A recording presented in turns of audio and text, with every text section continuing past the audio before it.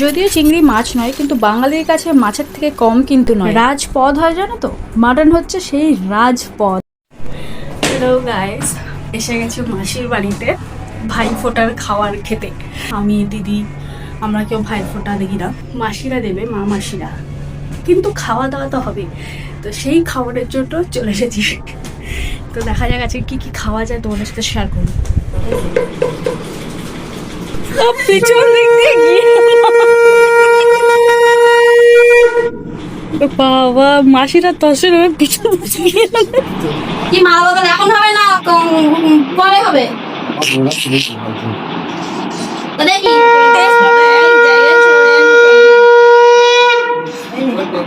ওইরকম দে, খেতেই দে এরকম, পরে বেশি জল ঠিক করে একা একা বেশি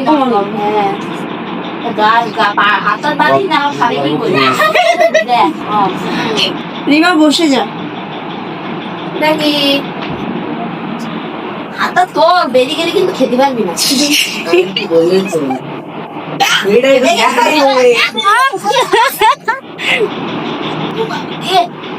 পয়সা পয়সা পয়সা পেয়ে ব্যাগের ভিতরে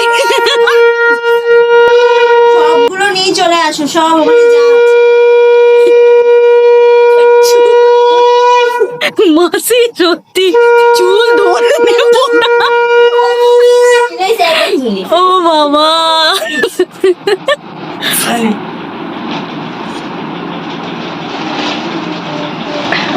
দুটো ফোটা উপর নিচে দুটো উঠা দিয়েছে।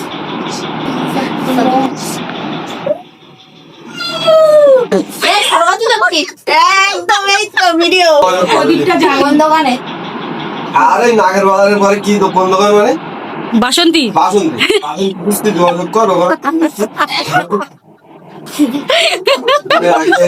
মিষ্টি 30 টাকা। বিরাট ভালো। দেখো এখানে জোরদার খাওয়া দাওয়া হচ্ছে এখন। জোরদার হচ্ছে না, কেউ খাচ্ছে না। ফাইনালি বসে গেছি খেতে, আর মাছের মাথা দিয়ে ডাল হচ্ছে প্রথম পদ, সাথে ঝুরি ঝুরি আলু ভাজা। জাস্ট অসাধারণ কম্বিনেশান। এখানে মাসি আবার ডাল খেতে খেতে চিংড়ি মাছের ঝালটাও দিয়ে গেছে, যাতে আর সময় মিস না হয়। তো যাই হোক, এই মাছের মাথার ডালের সাথে একটু যদি লেবু হয়ে যায় না, তো কিন্তু মন্দ হয় না। তোমাদের কার কার ভালো লাগে মাছের মাথা দিয়ে ডাল জানিও। মাছের মাথাগুলো চিবিয়ে চিবিয়ে খেতে অসাধারণ লাগে, একটু টাইম লাগে, বাট বসে বসে খেতে খুব ভালোই লাগে। এখানে আমি পুরো ভাতটা মাখিয়ে নিচ্ছি, সাথে লেবু আর ঝুরি আলু ভাজা। আমার মনে হয় পৃথিবীতে 90% লোক বাঁচার জন্য খায়, আর আমরা তার মধ্যে 10% আছে যারা খাওয়ার জন্য বাঁচে। আমিও কিন্তু এই 10%-এর মধ্যেই পড়ি, যে কিনা খাওয়ার জন্য বাঁচে। এরপর আমি এই যে চিংড়ি মাছের ঝাল খেতে শুরু করেছি। যদিও এটা মাছ নয়, চিংড়ি কখনো মাছ নয়, কিন্তু প্রতিটা বাঙালির কাছে এটা মাছেরই জায়গা পেয়েছে। তো এত সুন্দর লাগে, এত সফট ছিল, এত নরম ছিল চিংড়ি মাছটা, যে আমি আর লোভ সামলাতে পারিনি, আমি আরেকটা নিয়ে নিয়েছি। এরই মাঝে আচানক হামলা হুয়া। মাসি এখানে জবরদস্তি সবাইকে ভাত দিয়ে যায়, মানে আমাদের এখানে এই মারপিটটা হবেই খেতে বসলে। আবারও আমি চিংড়ি মাছের দিকে ফোকাস দিতে শুরু করলাম। এরপর চলে এসেছে মেনুর রাজা, মানে আমাদের মাটন, সবার ফেভারিট মাটন।